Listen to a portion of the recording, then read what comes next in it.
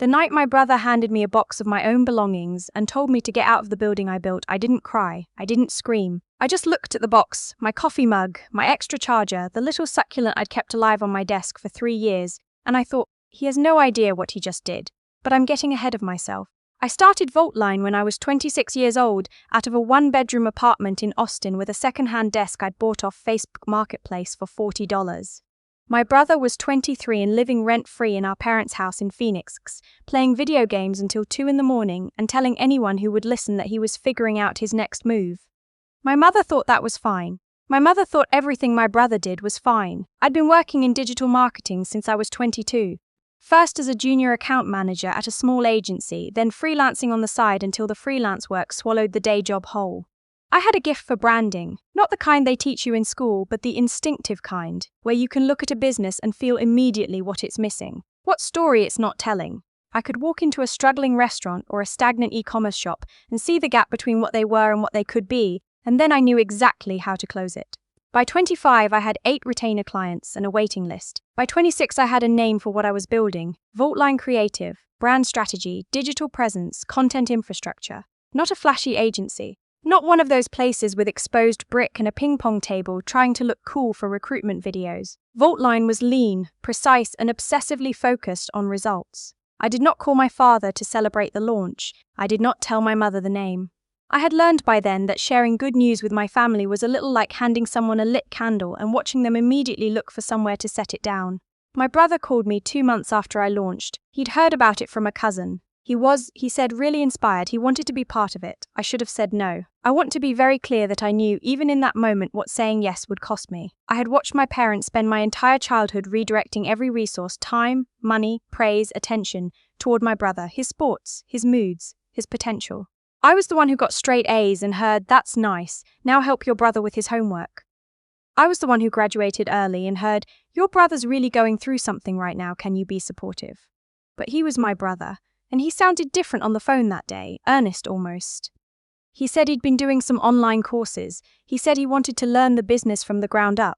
He said, and this is the part I kept replaying later when I was sitting in a parking garage staring at my phone and trying not to fall apart. He said, I just want to be someone you're proud of. So I said yes. I gave him a title, Client Relations Coordinator. I gave him a salary, $52,000 a year, which was fair for someone with no experience in the industry. I gave him a real role, a real desk in the real office I'd just signed a lease for in East Austin, and I told him clearly in writing that I was the sole owner of Vaultline Creative, that the business was mine, that he was an employee. He signed the offer letter. We shook hands. My mother cried happy tears at the family dinner where we announced it, and my father clapped my brother on the back like he'd just closed a Series A. Nobody looked at me. That was 5 years ago. Here is what the next 5 years looked like from the outside. Vaultline grew. We went from 8 clients to 40. We hired 12 employees. We developed a proprietary content tracking system I built myself.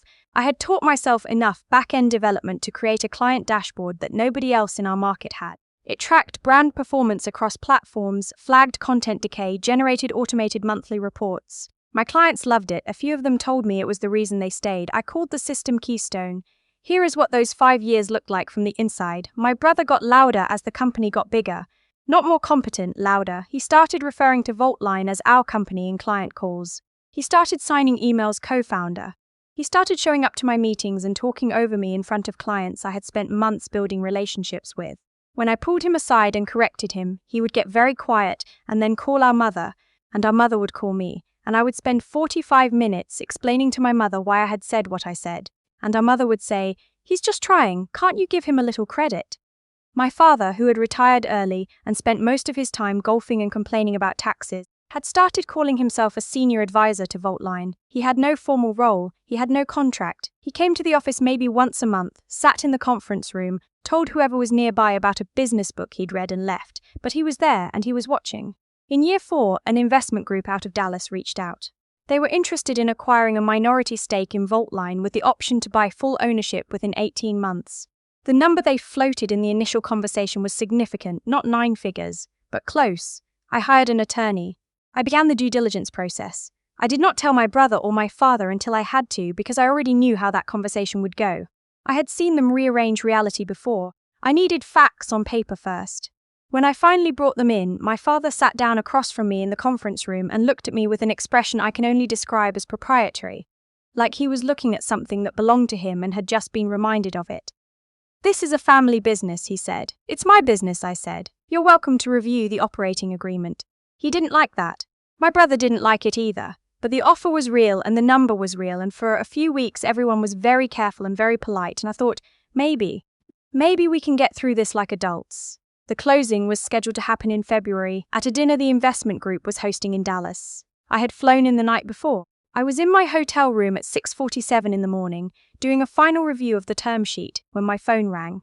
It was my attorney. She had just received a document, a signed letter of intent from my father and my brother, submitted directly to the investment group, representing themselves as co-owners of Vaultline Creative and agreeing to terms of a full acquisition, terms that were different from mine, terms that gave my father and brother the majority of the proceeds, terms that listed me as a key employee with a 2-year retention bonus and no equity. I sat on the edge of the hotel bed and read the document twice. Then I called my attorney back and asked her what our options were. She said they made a significant mistake. I knew what she meant. Because Vaultline Creative, the LLC, the operating agreement, the federal trademark, the client contracts, every piece of intellectual property, including Keystone, was registered solely in my name. My father had no standing. My brother had no equity. They had submitted a letter of intent to a major investment group claiming ownership of something they did not own. That is called fraud. My attorney was already on the phone with the investment group's legal team before I had finished my coffee. I got dressed, took a car to the venue, and walked into that dinner like nothing had happened. Because I had learned something important over 31 years of being underestimated by the people who were supposed to love me. You do not tip your hand before you have to. My father was already there, working the room. He was wearing the blazer he wore when he wanted to seem important. My brother was next to him, laughing too loud at something one of the investors had said. They saw me come in and my father gave me a careful nod, the kind that meant we'll deal with you later, and I nodded back and went to get a glass of water. The lead partner of the investment group, a woman named, it doesn't matter. What matters is that she was sharp. She had read the conflicting documents. She knew exactly what was happening. She excused herself from a conversation with my father around 8:15 and came to stand next to me near the windows. She said quietly, "We're pausing the dinner," and then 2 things happened at once. Her general counsel walked in, and my attorney walked in, and they went directly to my father and my brother, and I watched my father's face go through 5 different expressions in about 4 seconds. The conversation that followed was not loud. It was actually very quiet. That's the thing nobody tells you about moments like this. They're never as dramatic as you imagine. There were no raised voices, there was no scene. There was just my father sitting down very suddenly in a chair and my brother standing next to him, looking like he had just realized the floor wasn't as solid as he thought. The general counsel explained that the letter of intent they had submitted constituted fraudulent misrepresentation to an investment entity, that Vaultline's IP, trademarks and proprietary systems were legally held by me and me alone, that no transaction could proceed under the terms they had proposed, and that depending on how the next several days unfolded, there may be additional legal exposure. My brother looked at me across the room.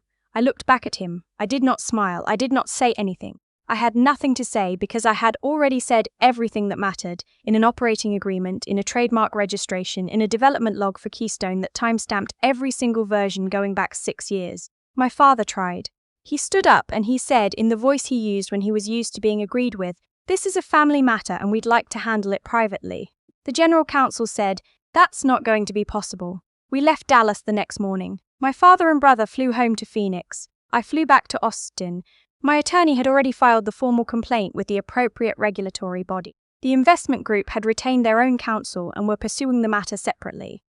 On the flight home, I ordered a ginger ale and looked out the window at the flat brown landscape below and thought about the succulent on my old desk. The one that had been in the box my brother handed me, except that never actually happened. That part I told you at the beginning?